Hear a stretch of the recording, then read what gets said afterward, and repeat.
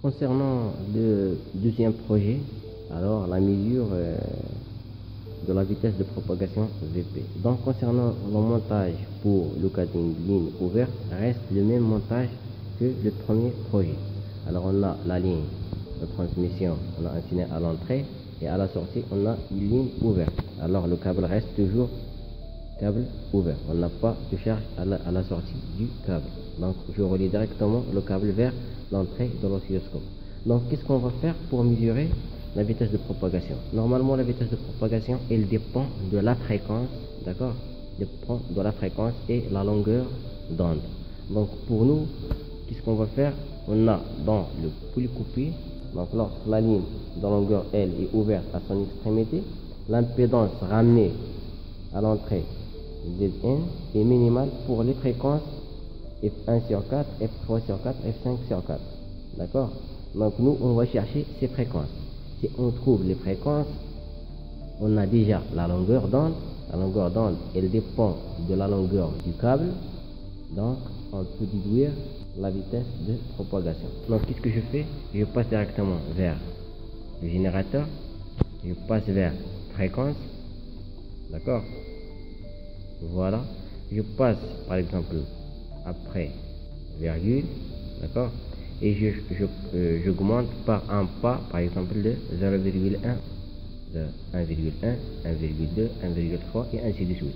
D'accord? Donc je reviens vers 1 et je change ici la fréquence et j'observe sur l'oscilloscope qu'est-ce qui se passe. D'accord? Donc maintenant j'augmente avec un pas de 0,1. Vous voyez qu'est-ce qui se passe pour l'amplitude du signal d'entrée, parce que je parle de l'impédance d'entrée. L'amplitude diminue. Donc, on va chercher à quelle fréquence, la fréquence, c'est-à-dire la fréquence qui donne le min de la tension.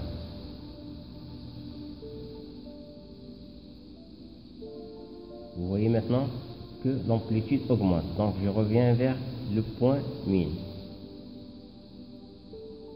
Alors, je pense ce point. Donc, on va mesurer la fréquence combien?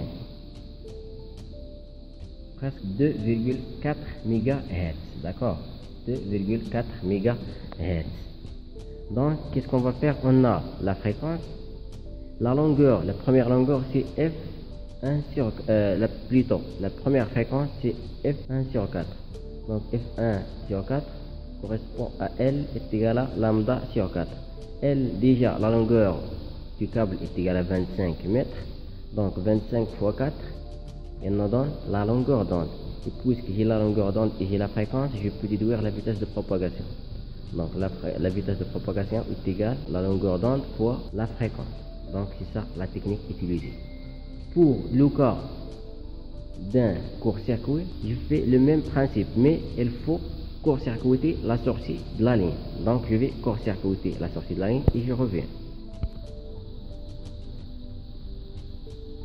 Alors, pour court-circuiter la ligne, donc on a besoin d'un T, d'accord? T. On a besoin d'un adaptateur et on a besoin d'un câble pour court-circuiter la ligne. Donc voilà pour le cas court-circuité, l'adaptateur relié à la sortie du T. L'entrée du T, on a le câble coaxial et l'autre entrée reliée avec la deuxième voie de l'oscilloscope. D'accord? Donc on va vérifier le générateur. Alors on a 1 MHz, la tension crête à crête 0,2 volts et le signal c'est un signal sinusoïdal. Donc on valide autrefois. Maintenant je passe vers l'oscilloscope et j'observe qu'est-ce qui se passe quand je change la fréquence. Donc je vais augmenter la fréquence par le pas 0,1 méga par exemple, et vous voyez qu'est-ce qui se passe pour l'amplitude du signal d'entrée CH1.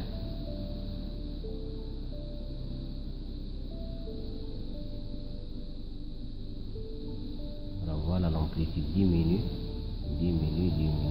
jusqu'à un point, elle augmente.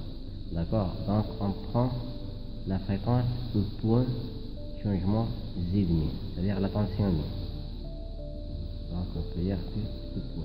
Alors si je passe, on a presque 4,5 MHz. Donc on a la fréquence, on a pour cette fréquence la longueur L est égale à lambda sur 2. Donc je peux déduire la vitesse de propagation. Donc la vitesse de propagation pour le cas d'une ligne ouverte et cas d'une ligne court-circuitée, c'est la somme des vitesses de propagation pour chaque fréquence divisé par le nombre d'IC. C'est-à-dire si on a 3 fréquences, donc on divise par 3 VP. C'est-à-dire VP1 plus VP2 plus VP3 divisé par 3.